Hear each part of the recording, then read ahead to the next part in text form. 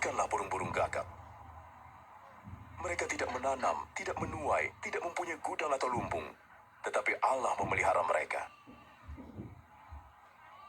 Bukankah kamu melebihi burung-burung itu?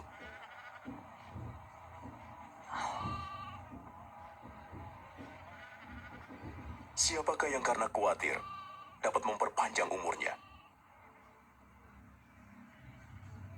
Yang kecil pun tak dapat kamu buat. Mengapa kamu khawatir tentang hal lain? Perhatikanlah bunga bakung, bagaimana tumbuhnya. Tanpa memintal, menenun. Nabi Sulaiman pun tidak berpakaian seindah salah satu dari mereka.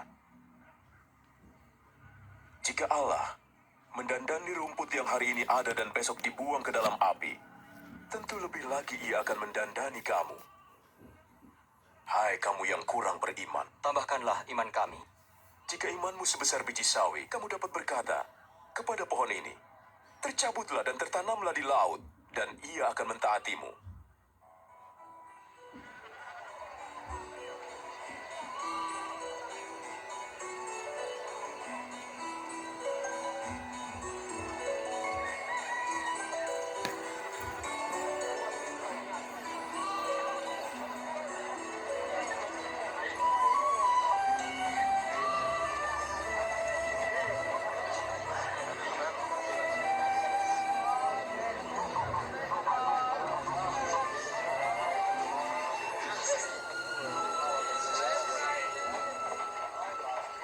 Tidak mungkin tidak ada penyesatan, tapi celakalah yang mengadakannya. Lebih baik jika sebuah batu diikatkan ke lehernya dan dilemparkan ke laut, daripada ia menyesatkan salah satu dari yang lemah ini. Seperti apakah kerajaan Allah itu? Seperti ini. Seorang mengambil biji sawi dan menanam di kebunnya. Biji itu tumbuh menjadi pohon, dan burung-burung bersarang di cabang-cabangnya. Saya tidak mengerti apa yang dikatakannya. Mengapa kau makan dan minum dengan penagih pajak dan orang berdosa? Orang sehat tidak memerlukan tabib, tapi hanya orang yang sakit. Aku tidak datang untuk memanggil orang yang saleh, tapi orang berdosa.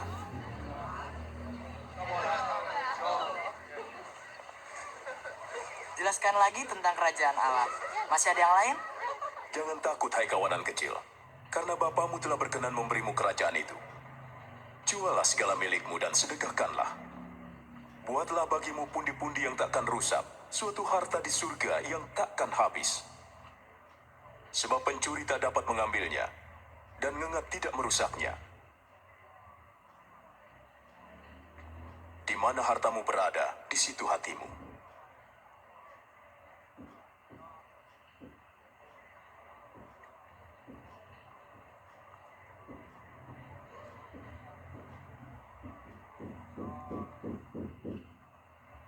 Ibu, sakitmu telah sembuh.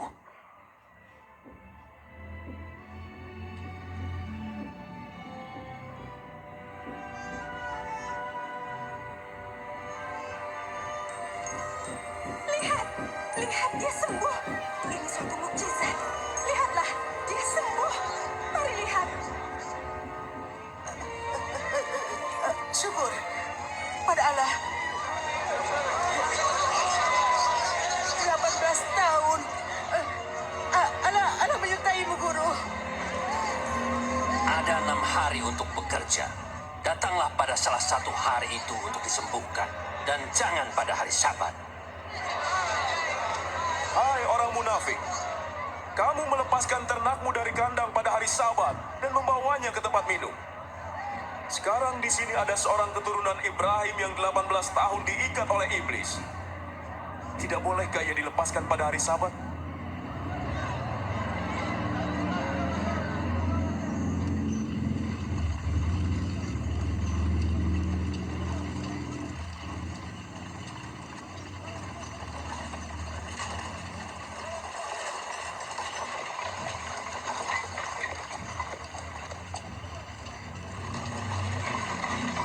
Guru yang baik, apa yang harus saya perbuat untuk memperoleh hidup kekal?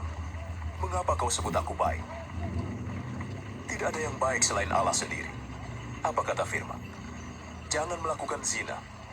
Jangan membunuh. Jangan bersaksi dusta. Hormatilah ayah dan ibumu. Semuanya telah kuturuti sejak masa mudaku. Satu lagi yang kurang darimu. Jual semua milikmu, sedekahkan pada orang miskin, dan kamu akan mendapat pahala. Setelah itu, ikutlah aku. Tapi kami pedagang. Kaya. Sungguh sulit orang kaya masuk kerajaan Allah. Lebih mudah seekor unta melewati lubang jarum daripada orang kaya masuk kerajaan Allah. Terus siapa yang diselamatkan? Apa yang mustahil bagi manusia tidak mustahil bagi Allah. Di manakah kerajaan Allah itu sesungguhnya? Kerajaan Allah tidak dapat dilihat. Tak dapat dikatakan, lihat, di sana atau di sini. Sebab kerajaan Allah ada di dalammu. Akan tiba waktunya kamu ingin melihat satu dari hari-hari anak manusia, tapi kamu takkan melihatnya. Seperti kilat memancar dari ujung ke ujung, demikianlah kelak anak manusia pada hari kedatangannya.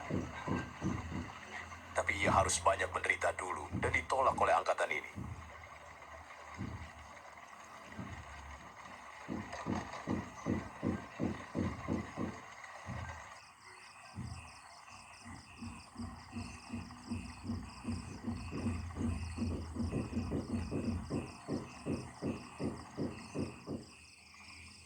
Lebih mudah langit dan bumi lenyap daripada satu titik dari hukum Taurat batal. Banyak nabi dan raja ingin melihat apa yang kamu lihat, namun tidak dapat. Dan ingin mendengar apa yang kamu dengar, namun tidak dengar. Apa yang harus kami lakukan? Apa kata kitab suci? Bagaimana kamu menafsirkannya?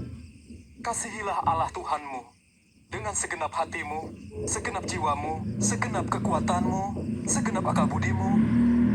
Kasihilah sesamamu seperti dirimu. Kamu benar, lakukan, kamu akan hidup. Siapakah sesamaku? Bukan para tentara itu. Apakah kaisar? Ada seorang laki-laki turun dari Yerusalem ke Yeriko. Ia dirampok. Ia juga dilucuti, lalu ditinggalkan. Datanglah seorang imam melewati tempat itu. Ketika melihat orang itu, ia menyingkir dan berjalan terus. Seorang Lewi juga lewat situ dan melihat orang itu. Tapi ia pun menyingkir dan berjalan terus. Kemudian seorang Samaria melewati tempat itu. Ketika ia melihat orang itu, hatinya berbelas kasihan. Ia mendekati orang itu, membersihkan lukanya, lalu membalutnya. Ia menaikkannya ke atas keledai, membawanya ke penginapan, dan merawatnya. Esoknya, ia memberikan 2 keping uang perak kepada pemilik penginapan dan berkata, "Rawatlah dia, akan kubayar semua ongkosnya."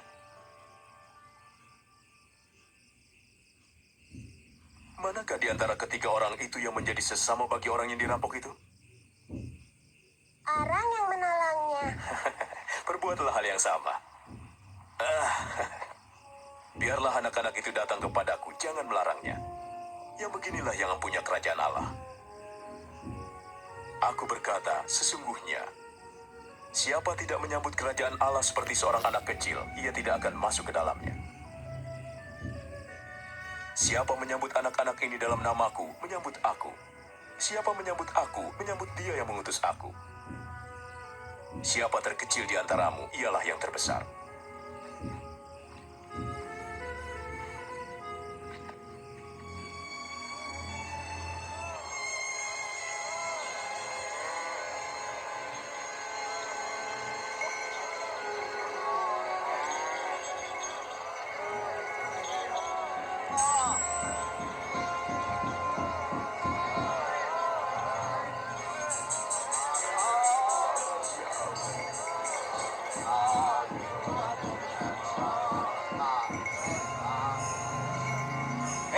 Ada apa-apa yang terjadi? Isa orang Nazaret sedang lewat.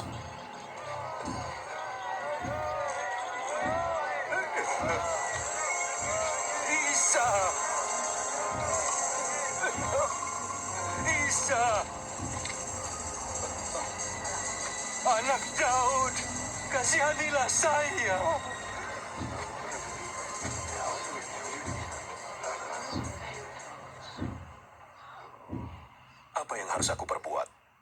ingin melihat lagi.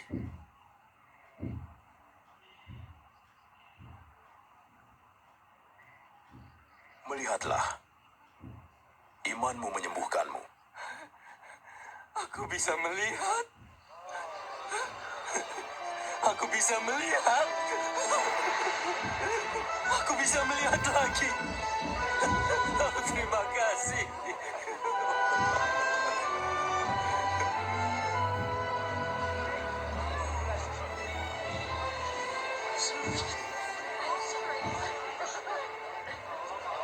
Ketika Isa pergi ke Yerusalem, banyak orang mengikutinya. Mereka memintanya untuk menunjukkan jalan keselamatan dan mengajar mereka tentang kerajaan Allah.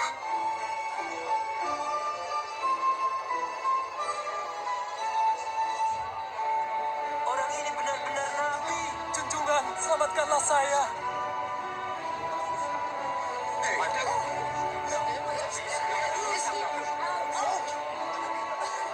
Selamatkan kami, junjungan. Syukur kepada Allah. Tunjukkan kami jalan yang lurus, junjungan. Orang-orang mulai menerimanya sebagai junjungan dan guru. Zakius, penagih pajak di Yeriko, ingin melihat Isa, Itu penagih lalu dia pajak. memanjat pohon. Turunlah Zakius. Aku mau singgah ke rumahmu. Ke rumahku? Dia mau ke rumah Sakeus? Bagaimana Zakius mengenal Isa?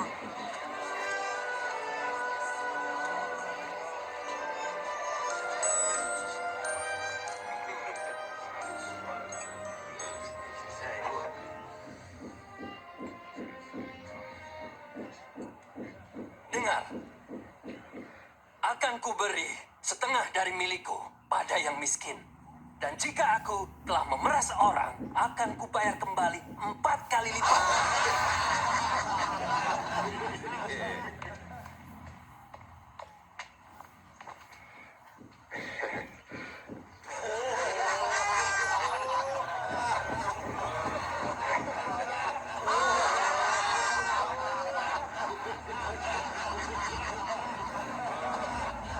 Sulit dipercaya, seorang penagih pajak membayar kembali pajaknya.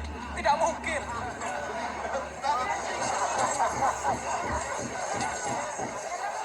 Keselamatan telah datang ke rumah ini. Sebab orang ini pun keturunan Nabi Ibrahim. Anak manusia datang demi yang tersesat.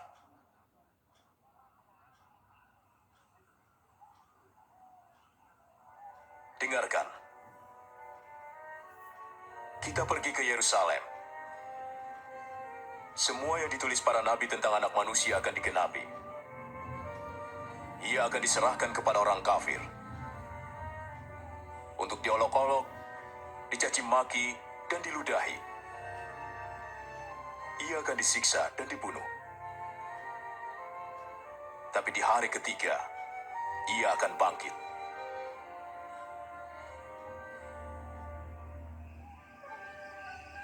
Meskipun Isa tahu bahwa ia akan dibunuh karena dosa manusia, ia tetap pergi ke Yerusalem. Banyak orang bersukaria atas kedatangannya dan menyatakan Isa sebagai raja.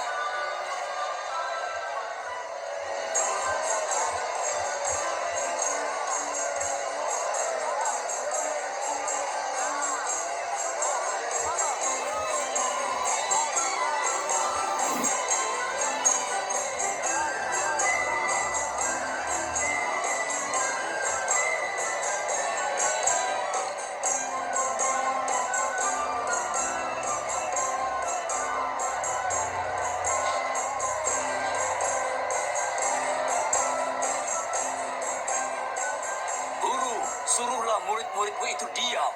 Aku berkata, jika mereka diam, maka batu-batu ini yang akan bersorak. Mulialah, mulialah Isa.